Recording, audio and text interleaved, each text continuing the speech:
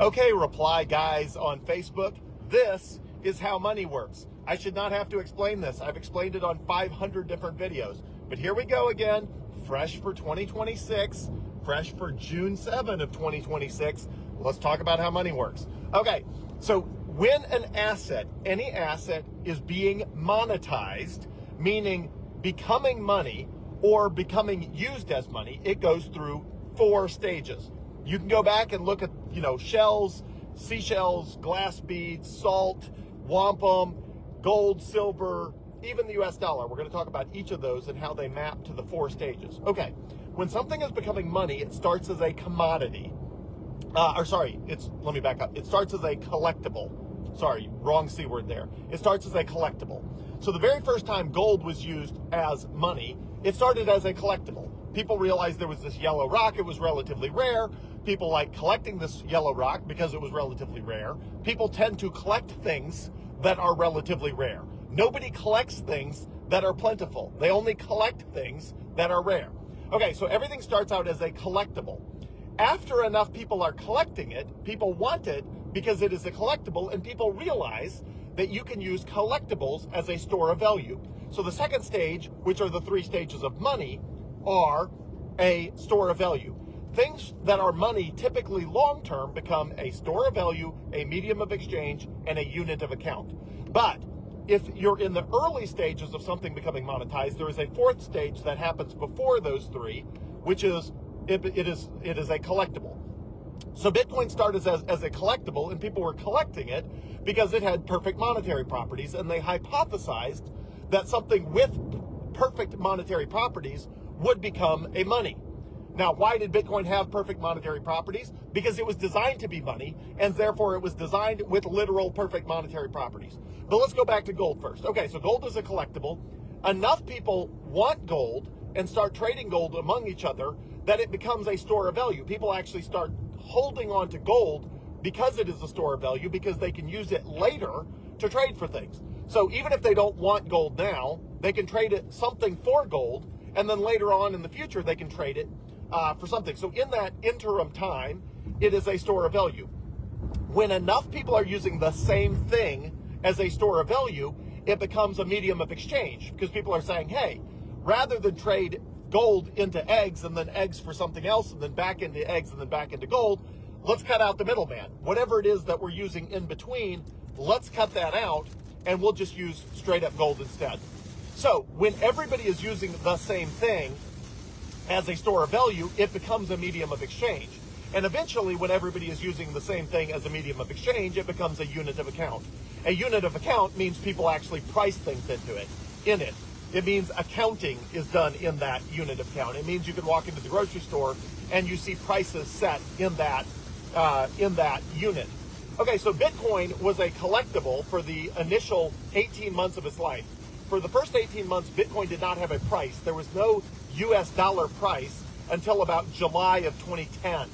So from January of 2009 until July of 2010, you really don't have a price for Bitcoin. Not that nobody bought it or sold it, but there was really no price that was reflected on exchanges. For example, if you go to investing.com and you pull price history for Bitcoin all the way back to the beginning, the price history runs out in July of 2010, because that's the first point at which there was actually exchanges and an actual price. There was enough buying and selling of Bitcoin that it had a price.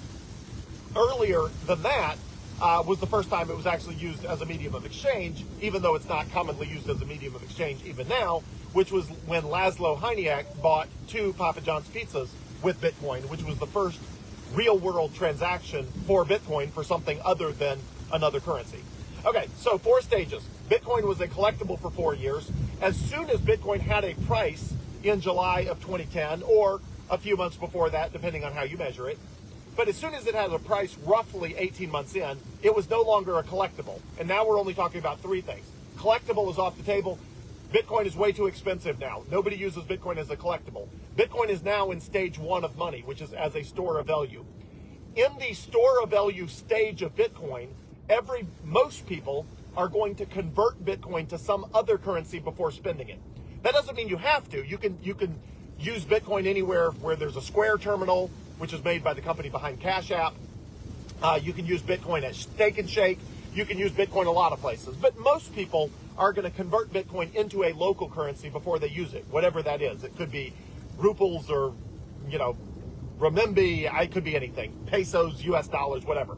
So in the store of value stage, most people are converting currency, or you are converting Bitcoin into some other currency before they spend it. Doesn't mean you have to, but it only makes sense to use Bitcoin as a medium of exchange when enough other people are using it as a store of value that it's time to cut out the middleman. So most of the things I buy, when I walk into a convenience store and I buy gummy bears, most of the time the owner of that store is not trying to stack Bitcoin. If they were, they would allow me to pay in Bitcoin with a Square terminal, for example.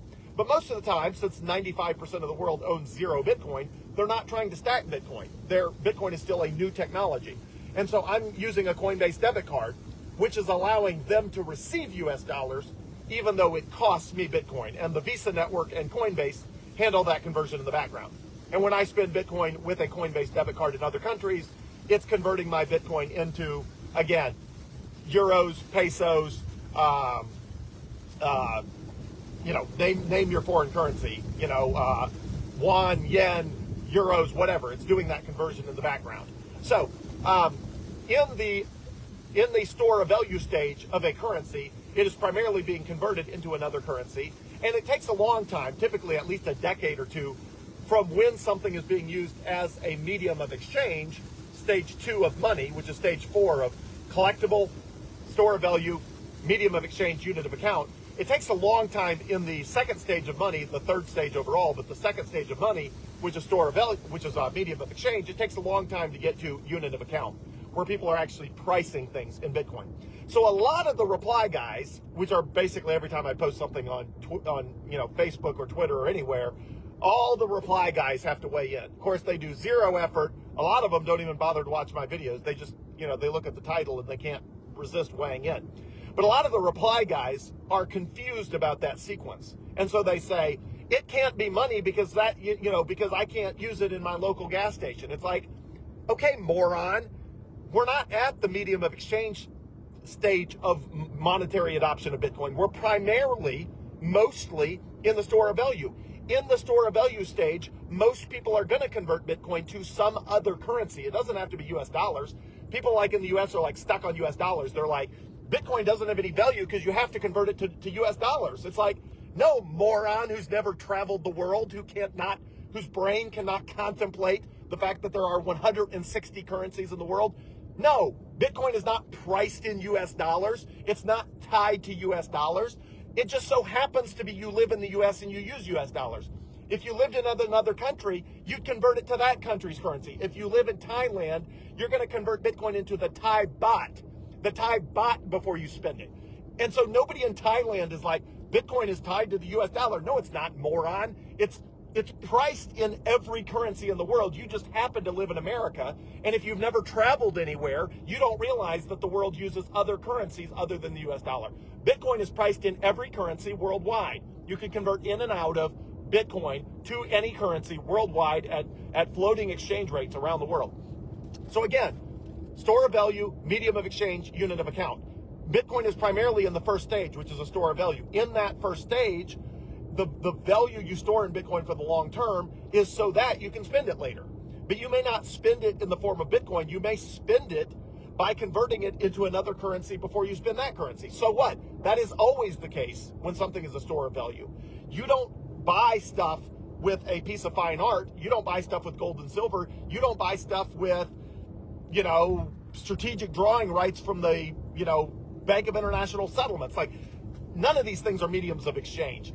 You convert them into a local currency before you spend them. So the fact that Bitcoin is in the store of value stage does not mean it's not on its way to medium of exchange.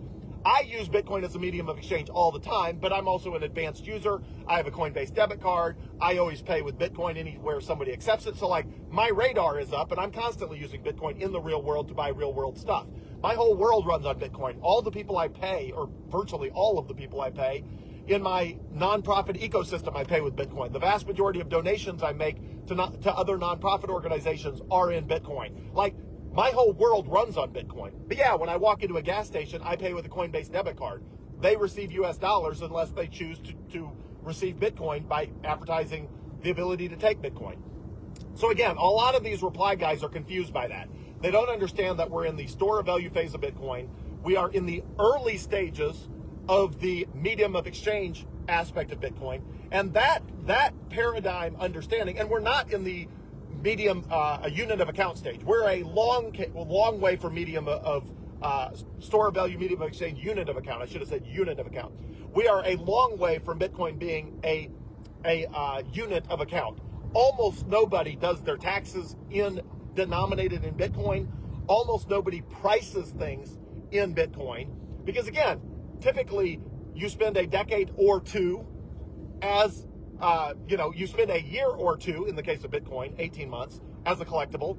You spend a decade or two as a store of value, and we're 17 years in, so we're most of the way through 2 decades, mostly as a store of value in the early stages of medium of exchange. And you spend at least another decade or two as a medium of exchange before you become a unit of account. You only become a unit of account because everybody's using Bitcoin for everything. And then people start asking, if everybody's using Bitcoin for everything, why am I doing my taxes in US dollars? Why am I doing my accounting in US dollars? Why are my prices in US dollars if everybody's paying in Bitcoin? So they end up pricing in Bitcoin. But again, that's decades down the road. So if I could get 2 things through to all these reply guys on Facebook and Twitter and everywhere else, one would be the video I did an hour ago, which was tell me why your argument, why Bitcoin's going to zero, why that was not the case in 2012, 2014, 2018, and 2022. That'd be the number 1 question I'd ask them. But the number 2 thing I think that would clear up the most confusion is people's misunderstanding how an asset becomes monetized. Now, you might be wondering what happens when an asset is fully monetized, meaning it is used as money. It has gone from being a collectible to a store of value, medium of exchange, unit of account, and it's the universal money of the world. And the answer is that money continues to increase in purchasing power by about 3% per year. Now, you might think, well, but wait, if there are no other currencies, how do you even know it's going up 3% per year? Because at that point, everything is priced in Bitcoin. And at that point, you can buy about 3% more stuff every year. Now, how is that possible? That is possible because humans get about 3% better at making everything every year. So every year we get 3% better at making corn and soybeans and steel. We get 3% better at digging gold out of the ground, building bridges, building houses. We just get better at everything because humans get better at doing stuff over time. On average, that's about 3% per year. So even when Bitcoin is fully monetized, because there's a finite supply of 21 million Bitcoin, but there's not a finite supply of things that humans can make, on average, the purchasing power, meaning how much stuff Bitcoin can buy on an annual basis, will trend up at about 3% per year. Now, different things will be, maybe your purchasing power of flat screen TVs will go up 20% a year. Maybe your purchasing power of healthcare will go up 2% per year.